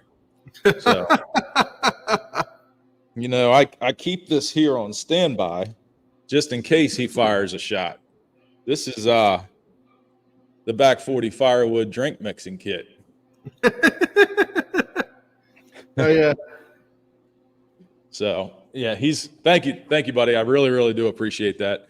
I don't have the White Claw with his name on it, but I still have it in my fridge in the house. I still have the Dan from Back 40 White Claw with his name on it in my fridge for when he visits. Very nice. Somebody was asking about the Eastonmade swag, so we've already covered that. So that's really good. Somebody Adirondack Woodsman wants to know if you can buy an Eastonmade umbrella. We haven't. Again, it's one of those things that we have the umbrella holder on all the machines now. We were planning on doing a light bar. We just haven't got around doing the light bar. So that same post, we're going to make a light bar that goes in there. But we haven't thought a whole lot more about doing umbrellas that we're going to sell. But eventually, we're going to do that. I think the big thing for us right now is just getting the e-commerce store up on the website. So you'll be able to order a splitter through there. You'll be able to order parts, whatever, through that, through the website then. So that's kind of the plan. That should be up in probably 3 or 4 months. So very cool. I think an umbrella would be awesome in the summertime. Oh, it is really nice having the umbrellas on them. Everybody's excited about the 500i. We're just now getting to that. Unfortunately, no, we are not going to sell tickets until after the fellowship there, Fate Farms.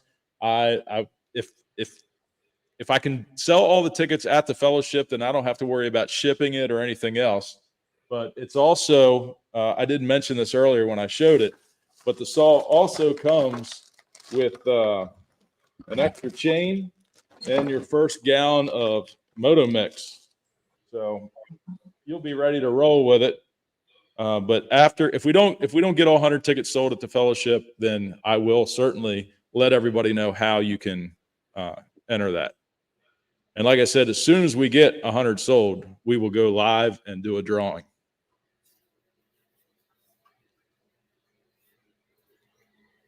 Randall Clay is here, toasting us all with a Yukon Jack. Well, cheers, Randall.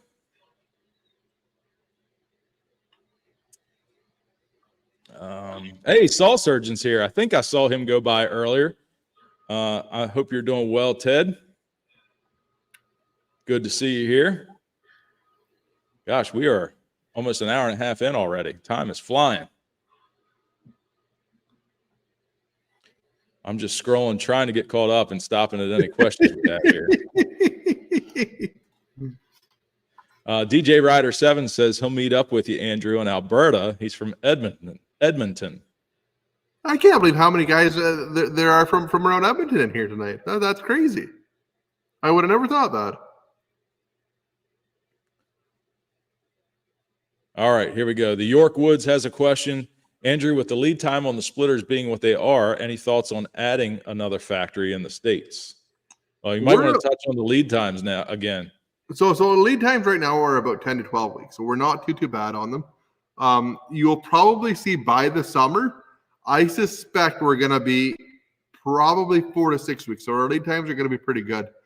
We were talking a little bit about maybe finding like a satellite dealer out on the West Coast, like Oregon, Washington, somewhere around there that would stocks, but it's so expensive to ship one splitter across the country versus where if we shipped a truckload of them. So that is one thing you'll see on that end of it. But lead times right now are coming down fairly quickly. We've got we've got pretty efficient in the shops right now. So I think you'll see them drop to a reasonable time.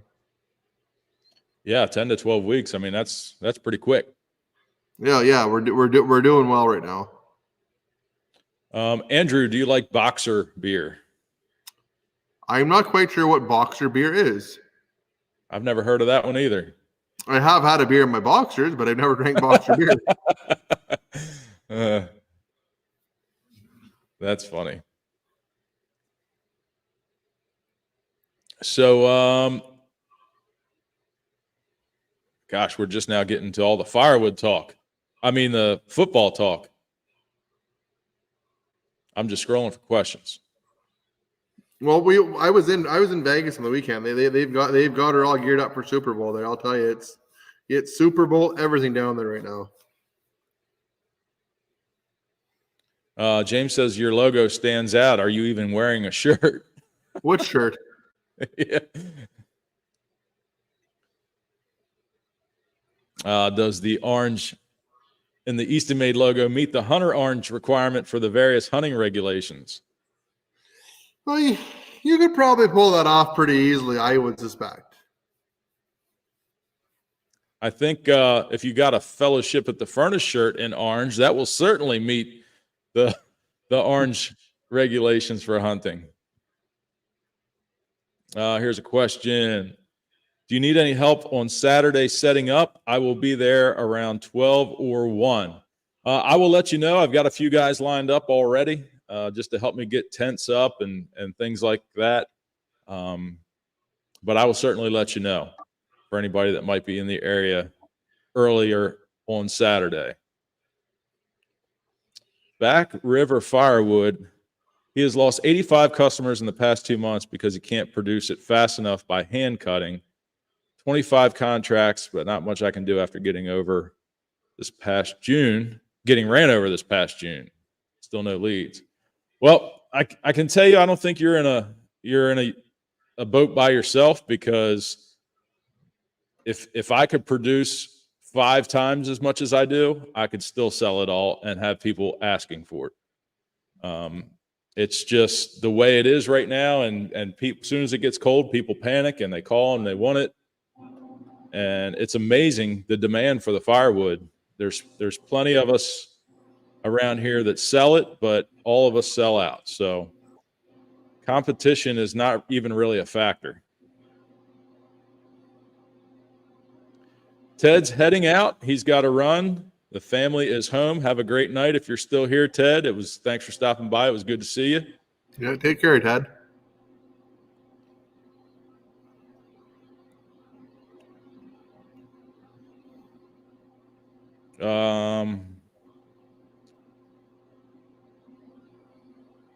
Just lost my place. Well, we'll have to start back at the beginning now.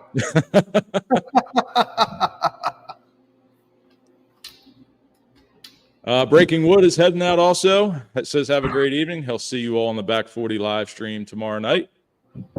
Log Cabin Firewood, his Dinosaur 916 will be there. That thing is still looks good and it still runs excellent. So yeah, and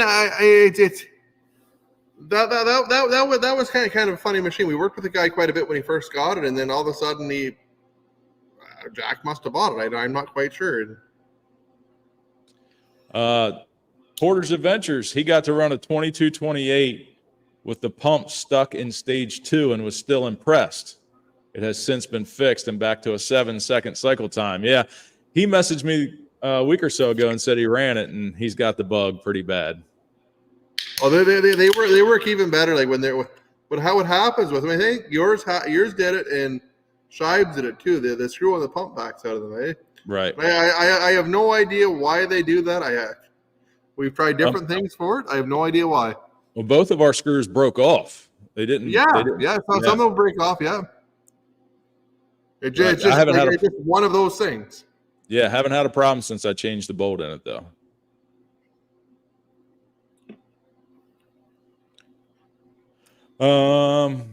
Thanks, Andrew, for contact name of your relatives in Mornville. Would like to contact Jerry with a G. Is that possible?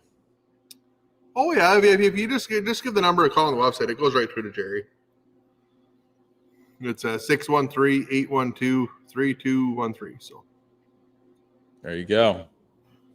Yep. Camp's Corner says he's going to have to get Andrew some Old Bay, without a doubt. Old Bay. I'll give it a whirl. I'm sure that you haven't heard of Old Bay, but I'm surprised. I'm sure you haven't had Old Bay, but I'm surprised you haven't heard of it. No, I haven't ever heard of it. Is it like a microbrew or like a popular brand or? Yeah, it's very popular around here. It's basically, you know how popular Maryland steamed crabs are. It's like Maryland's staple for blue crabs, and that's pretty much what everybody seasons their crabs with. It's just like a blend of a bunch of different seasonings.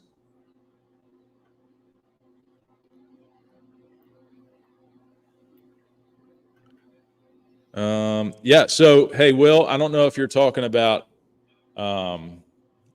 Chaz bringing a saw to the fellowship, but I kind of caught some wind of that, and he thinks he's going to bring a Husky to compete with the 500i. And I don't even remember what model it is, but he's excited to start some waves. I can throw my 562 in the back of a Jeep on the way. Do you think it'll keep up with a 500? I'll give it my best. I really will. Stacy wants you to sell 10 by 10 fold up tents, Eastonmade. I looked into those, to having a cover made for mine, and they're not cheap. No, I think the one that we have at the show, I think it's like almost $2,500. Yeah. And we want to get a bigger one for next year, because what we found is now that we have so many people showing up to shows, we almost need one that's like 20 by 20 almost, big enough to kind of stick everybody under. So the 7-way Eastonmade be there. My machine, my 1222 will be running the 7-way box wedge. So that's pretty much exclusively what I run through my machine. So yes, it will be there. Obi wants to teleport himself to the fellowship for a shot at the 500i. Yep. Yeah. So I don't know how many people will be interested in getting into that drawing, but I thought it was a pretty cool idea that Chaz had. And obviously he's doing that to help me offset some of the things that we've put out for it, and then he'll get his money back for the purchase of the saw as well. TB, he's bringing the 2228. He'll have the box wedge, the 6-way, and the 8-way. So whatever you might want to see or run, we can probably accommodate that as well.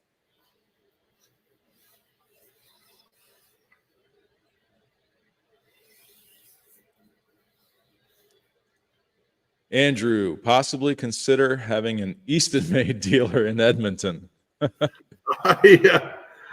In all honesty, I don't know if I've sold a machine into Alberta. Really? I don't. There might be. I think we had a guy come years ago. He was driving across country and he picked up an Ultra when we were in this shop. So that's how long that was. It was probably 4 years ago. I think he might have like the only Easton-made in Alberta. It's funny how we have areas like that. Like we had a fellow from Colorado. He was asking about a 7-way box wedge in a 2228. So I think you might be like one of the only guys in Colorado that has one. Wow. Winfield Kelly, Andrew, could a splitter be picked up in the States at a show to save on freight? It can be, but if you're going to do it, call now, because I think the shows are almost sold out. When you say sold out, if he wants to do that, call Jerry tomorrow, because I think all the shows that we're going to, I think most of the machines are sold for them now. Gotcha. And you only bring so many machines to a show, yeah, we can only get so many on our truck, right? And we normally try to diversify. So like we'll have like a 3070. So if it's sold, or 2028 or 1222, if they're sold, they're sold. Right.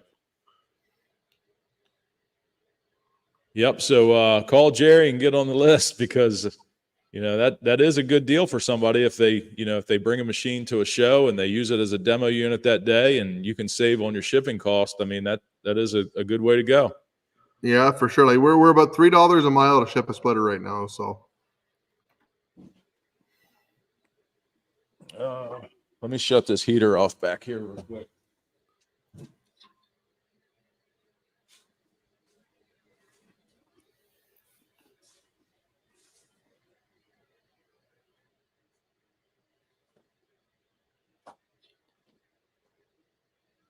I don't know if it's the temperature or the bourbon making me hot, but it's warm in here now. we came home from the airport last night. Anyway, it was fairly cold here. It was probably 20 degrees, something like that. So it was half cold, rainy. Well, it had to be a little bit warmer. It was freezing rain, so it had to be like, I don't know, maybe like 25 degrees or something.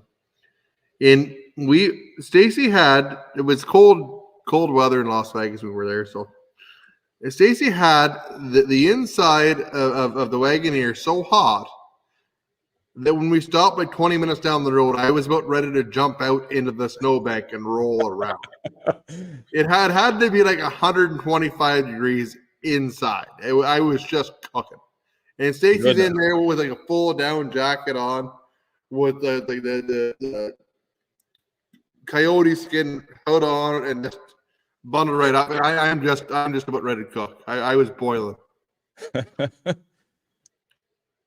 Stacy wants to know if she can get a raffle ticket and a super chat. I'm going to hold off on that. I don't want to do anything tonight. I just wanted to announce it so those of you that are coming can be prepared for that. If you want to get a raffle ticket, I would really, best case scenario for me would be to be able to have somebody take it home the day of the event. But if not, I will certainly let everybody know after the event.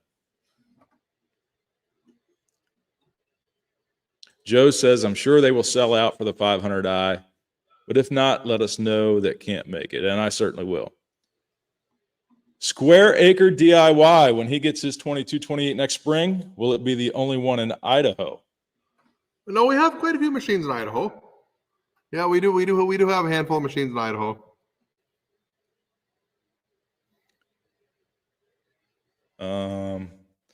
And Log Cabin Firewood, Jack says to Todd, take a road trip. It's cheaper than the freight. We have so many guys doing that right now. We probably have, I would say, probably 8 to 10 people a week come and pick machines up now. And geographically, we're really not that far apart. Like if you look at most of the population in the United States, it's in the northeast part of it. Like that, either there or you get over towards California. Like if you take where we've sold machines versus the United States population, it's almost exactly. The two maps almost completely and totally overlay. No kidding. But like if you're in Connecticut, Massachusetts, if you're in New Jersey, if you're in Pennsylvania, Maryland, Ohio, like we're 6-7 hours from almost all those places. New Hampshire, Vermont, like we're really not that far away. Yeah, it seems like it's, when you say Canada, it seems like it's forever away. But if somebody does come to pick up their splitter at your place, is it something? Do you guys give tours or give a look around the shop, or is that something that has to be pre-scheduled? I know. Oh no, for sure. Geez, we'll take you around the shop any day. And then like, if I'm kicking around there, like I'm like, come see me. Don't like if I'm sitting in my office, and for some reason, like don't be afraid to walk right in and say hello. I don't mind even the slightest. That's pretty cool. Not even a little bit. Just go on and say hello. We'll go for a walk. That's probably the funnest part of my day is talking to people and showing them around the shop and doing that kind of stuff. That's a blast. I love doing it. Yeah, I mean, I would think like if I came up there and didn't know, obviously, I don't. You got a lot of guys working in the shop, and if you have disruptions or distractions, sometimes I guess that could be a problem. But seeing the equipment that you have and what goes into building these machines is probably something that a lot of people would be interested in. It's pretty cool to see it. Like we've got we've got a pretty sophisticated, pretty nice setup now where like the laser table is really cool to see. Like, that thing cuts steel like crazy. The big machining centers, like it's pretty neat to see the whole operation and see how it all functions together. Yeah. I mean, just a little bit that you show on your channel, it's pretty wild how everybody has their own little section, their own little set of duties. And Yeah, I'm sure you have people that specialize in certain things. yeah, for sure we do. Yeah. Joe wants to know, how far north of the line are you? We're only an hour. If you go to the top of I-81, we're an hour from there. And where is that in relation to the Perth Mint? The Perth Mint, I'm not familiar with the Perth Mint myself, so my brother-in-law actually works at the Canadian Mint. He's a millwright there. Yeah, I know Jack is into silver. I recently started. Really? I recently started stacking a little silver also, and if the Perth Mint is up there, I guess you could get some Canadian maple leafs. Isn't that something? Like why silver? Like just sheer curiosity. You've piqued my interest here. Well, silver is obviously a lot cheaper than gold, and silver doesn't really move much up or down as far as value. So it's not so much an investment as it is a savings account for me. If I've got a $20 bill sitting on my dresser and an ounce of silver sitting on my dresser, I'm probably going to blow that $20 bill. But that ounce of silver is going to sit there, and I'm going to be able to hold on to that because there's an extra step I have to take to turn that into cash. Well, that's not a bad idea at all. That's as good of logic as anything. So, I mean, a lot of people that say that they, stack silver for an investment, I'm not really sure how much of an investment it is because it really doesn't move a whole lot, but maybe one day it will. Here's an interesting thing from Peter. It was cheaper to do a 9,800-mile road trip from Alaska than to pay shipping. It was a great vacation, included fuel, hotel, restaurant, etc. Thanks for the great experience and an awesome splitter. We were just talking about Pete just a little while ago, as a matter of fact. He's got a really nice comments. So that's interesting. 9,800 miles for fuel, hotels, restaurant, and it was still cheaper than shipping. Oh, well, it would be up to Alaska. We've shipped a handful of them up there. And normally what we'll do is we'll ship them to Seattle, and then from there they will take it. They'll arrange from Seattle up to wherever they are in Alaska. Like it's. I had we sold a processor probably 5 years ago. We sold a Bell's processor to a fella in Alaska, and he drove down from Alaska to Green Bay to Oshkosh to pick up the processor, tow it back. And the statement I'll never forget that he made. He said, "People bring equipment to Alaska to die. It never leaves." I believe that. He said equipment goes into Alaska. It never comes out of Alaska. I watched that show Life Below Zero, which is a lot of people that out there in Alaska. And it seems like that's probably a true statement because there's a lot of old equipment. They just keep it going and they keep it going and they use it. As far as splitters and processors go, they don't have any hardwood up there in Alaska, do they? No, I wouldn't suspect they do. I've never been up in it, and I don't imagine they have a lot of really big trees. I know in Canada here, once you go so far north, you don't really have hardwood, and you don't have big trees. And there's a certain point where there's no trees. Like there's scrub brush. There's not any more than that, right? So, Mr. Scuba says he thinks 75% of the Canadian population lives within 100 miles of the U.S. border. I bet you it's more than that, honestly. I would say it probably 85 or 90 almost. Like you got to think like Montreal is not far from the United States. Toronto's not far from the United States. Vancouver and Seattle are right next to one another. Those are our biggest cities, and they don't even compare to the cities you guys have down there. Once you go north of where we are, like we're in Ottawa, you go north of us and you start running out of road really quick. Like if you go You get up above like Sault Ste. Marie, like Timmins area, there's nothing there. And I know we've mentioned this before and hashed through this before, but to cross the border now, some people had mentioned you just need like a special driver's license, or do you need a passport? No, just an enhanced driver's license. And we even had a guy come up the other day with a birth certificate and his driver's license got across. Gotcha. I have no idea why or how. Like, if we go down there, we didn't have a passport, but coming up in Canada, you don't. And then, like, if you have any questions, if anyone's watching has any questions, like call the shop, call Kevin, he'll be able to walk you through whatever. Oh, that's good. But an enhanced driver's license is fine.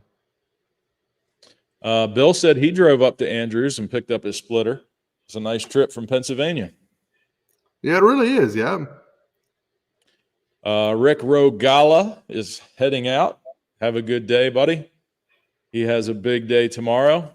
Well, good luck tomorrow, Rick. Yeah, I hope all goes well, buddy.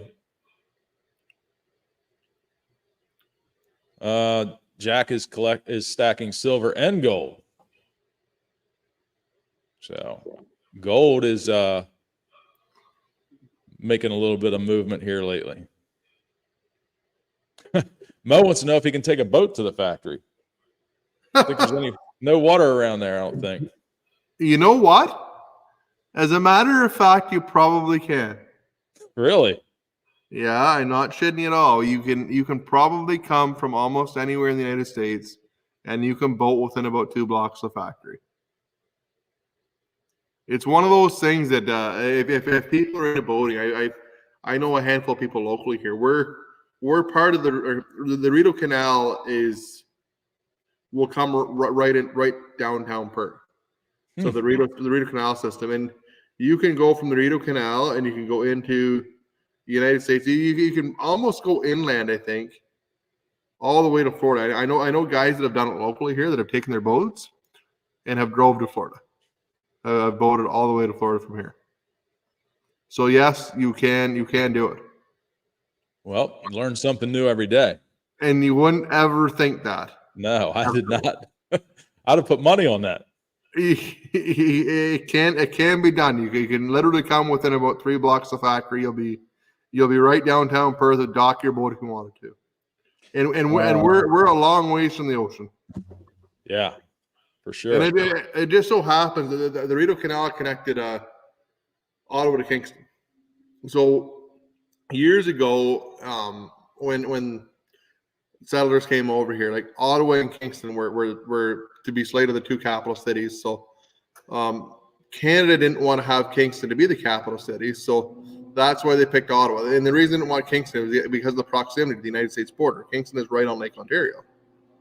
So they didn't want it. So in order to get to Ottawa, it's a lot harder to get to Ottawa. Meanwhile, the Ottawa River still goes down to the St. Lawrence. There's still merchants, so you can still work there, right? So that's the Rideau Canal was built by Colonel By, and it was a couple hundred years ago, whatever. But you can go literally from Perth, and it goes right by Perth. You can go forever, go anywhere on it. Well, Rob says that unless someone was kidding, the Perth Mint is in Australia, not Perth, Ontario. And we're a long ways from Australia. For sure. Rhodey's got wood. Needs a 2228 in British Columbia. Do you know if you have other machines in the area? In BC and Washington, we will for sure. Actually, the third machine I ever built went to Prince George, British Columbia. So quite a ways up into British Columbia is where it went. And I have no idea how I convinced the guy to buy it, because I had no idea what I was doing. He still has it though. He still has it. He still runs. He still loves it. That's good. Friggin' Jeep, do you ever make things for people on your labor table? On my labor table? I'm not sure what he's talking about there. It's friggin' Jeep, so it's got to be some kind of a joke there. I don't know, John. Oh goodness. Jack, don't hurt yourself for tomorrow, buddy. Tomorrow's Friday. I don't know if you have to work or not, but if they're flowing good, be careful.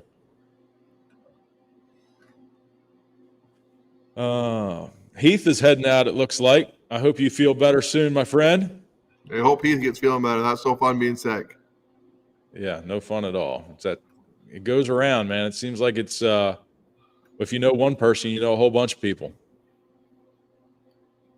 He says he's planning on winning the 500i and the Van Dusen splitting mall. He's feeling lucky. Is Heath coming? He's supposed to be. Really? Him and Rachel both. Well, that'll be good. If they make it, I hope he feels better. Well, That's a heck of a drive. But yeah, he said he was. Well, that'll be a blast. Good to see them. He says, if I feel good enough and don't think I'll get others sick, we'll still be there. Poor Ashton, my middle guy, he's 6. He came home from school yesterday with pink eye. Poor guy. He's so excited about going to Florida and going on this trip to Legoland. He's literally been counting the days since Christmas. Well, I know Brady's looking forward to seeing him again. They had a good time last year riding around on the golf cart. Oh yeah, they had a blast. They were having a lot of fun. Timber Tales, thanks for the push at the end of the year. Made it over 100 subs. Looking forward to getting my splitter in March from Andrew. All right, another one going to Team Orange and Blue. Perfect. That is awesome. Everybody's saying the Perthman is in Australia. I don't know if Jack was just kidding or not, but he's off till Tuesday, so he can roll with it tonight. Oh, he's good to go. He's good to go. There's John again. Laser table. My confusion changed it before I saw it. So Do you make anything for anybody on the laser table? Not normally, hardly ever. The laser table runs wide open all day, every day. It is one machine in the shop that does not shut off. And it's been such a reliable piece of equipment. Like, it runs hard every single day. I don't think we've touched it. We've done a little bit of basic maintenance to it. We've had it for 2 years, and we run the snot out of it, and it just works all of the time.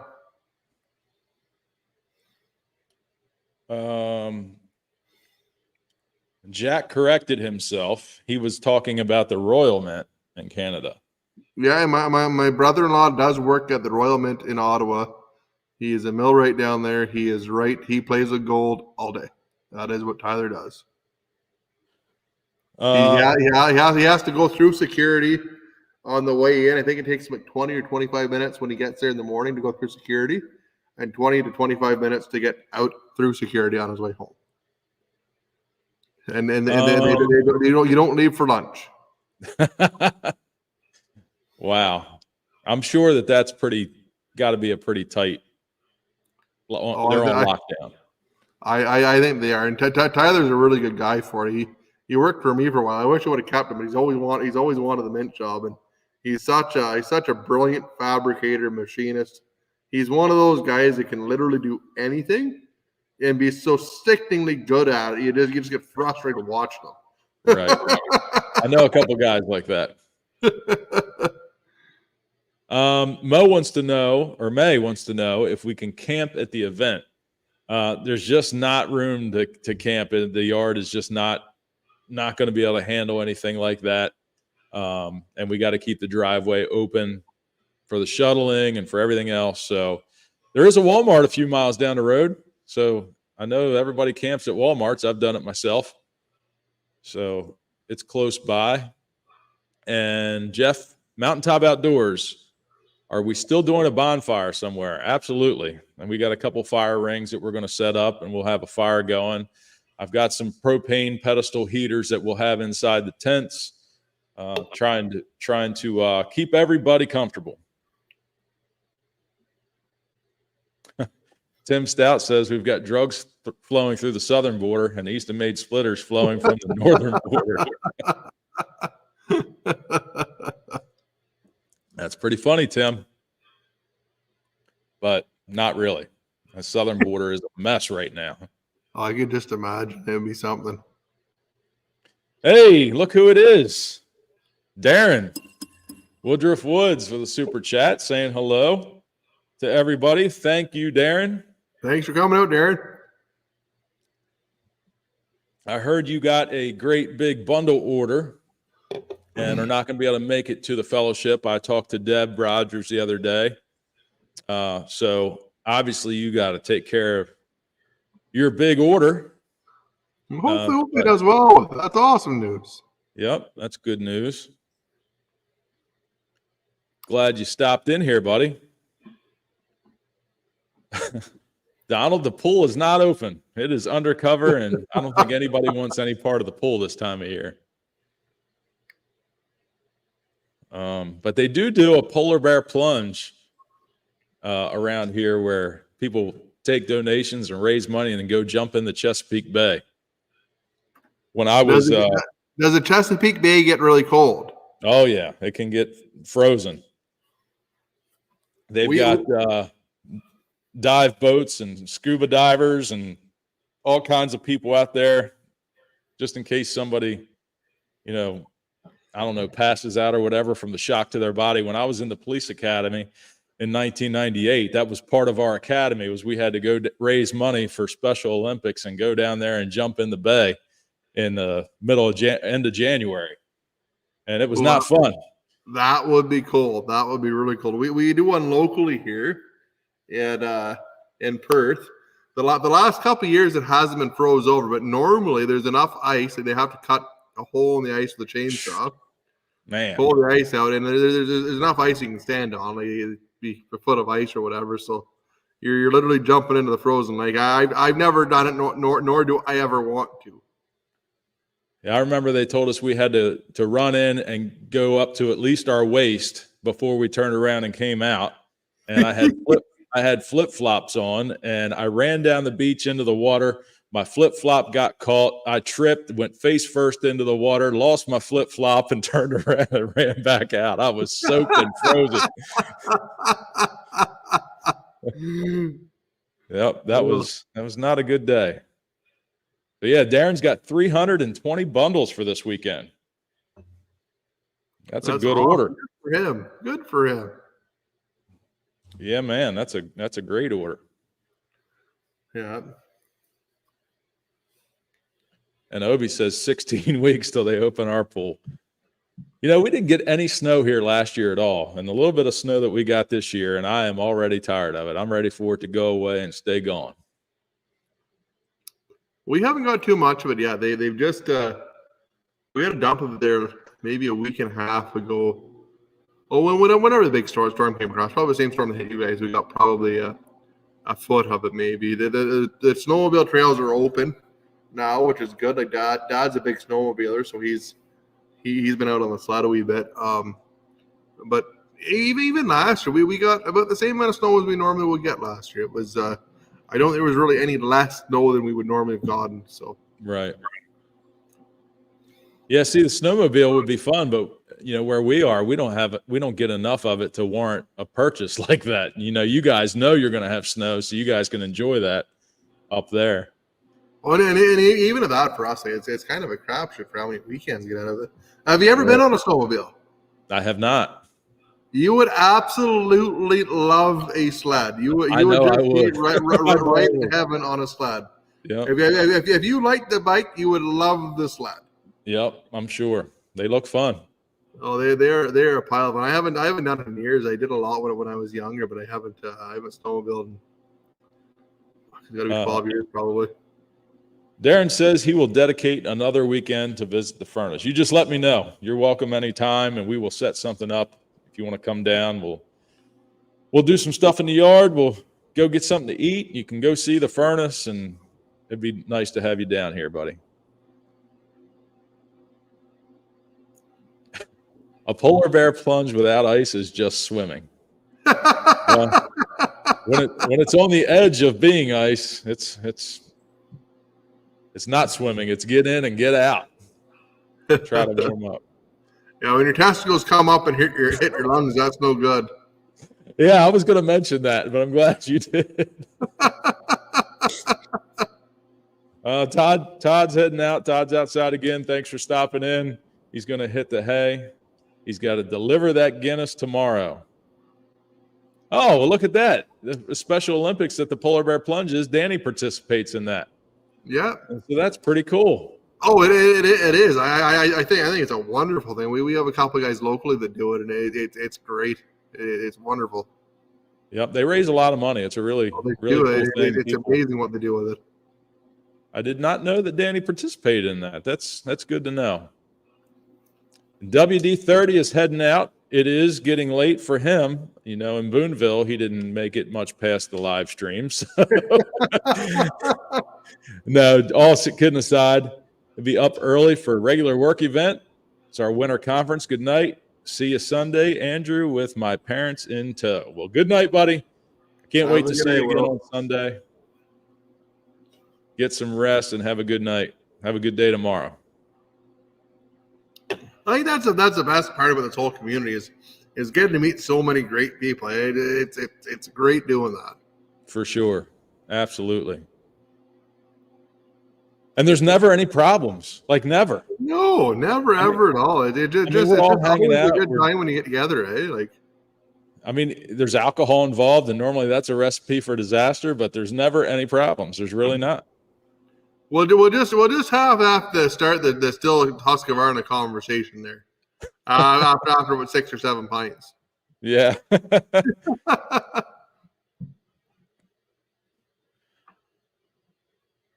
Darren says riding a snowmobile is his favorite motorsport.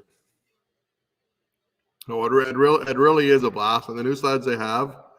Well, you know, I can't even say new sleds. Dad always had a Mach Zeds when I was younger. He always had a big 800 cripple, and they are fast sleds. Yeah, really quick. And I see a lot of the tracks on them now are way wider than they used to be. Oh, they've got some really big tracks on that. I used to do quite a bit of it.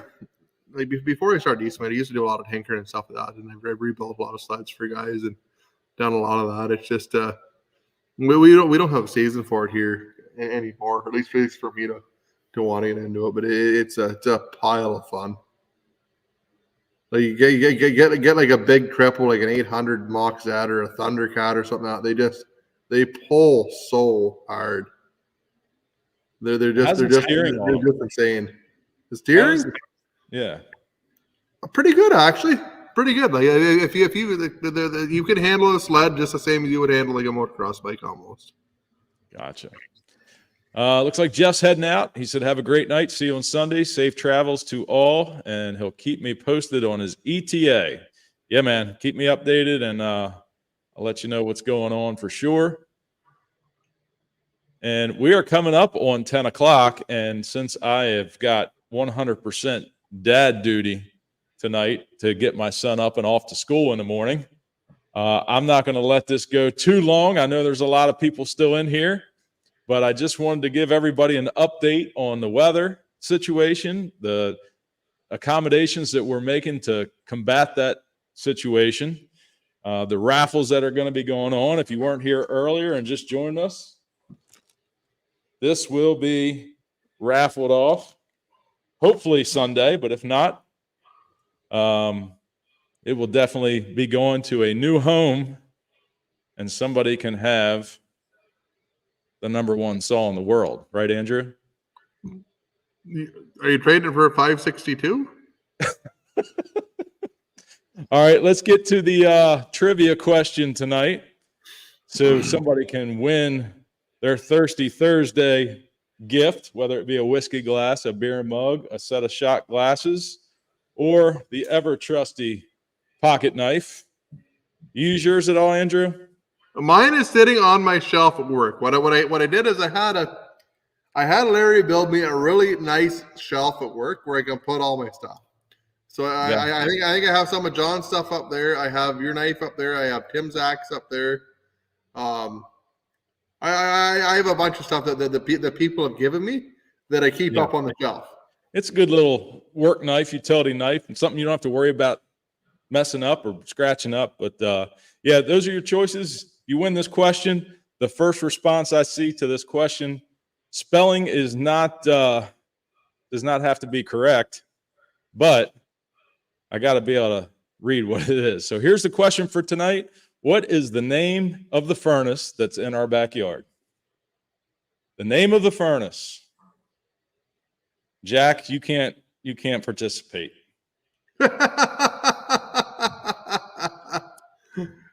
He might have an unfair advantage. Yeah, he's got an unfair advantage. All right, I will take this answer from TB. Principal. It's Principio, but that is close enough for me.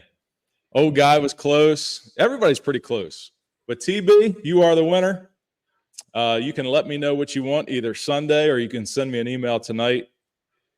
And I'll just give it to you the day of the fellowship, and I won't have to ship anything. So I think we are going to wrap it up. Thanks, everybody, for joining us tonight. Thank you, Andrew, for being here and taking time tonight. I know you've got to start getting packed up and getting ready for your big trip. I wish you all and the family safe travels, and I can't wait to see everybody. I guess I'll be seeing you Saturday evening. Yeah, I'll be there Saturday. Yeah. All right. Well, thank you to all the super chatters, the moderators, and everybody here in the chat. It's going to be a good day Sunday, no matter what. So until the next time, I hope you all have a great night. Thanks for coming out, guys.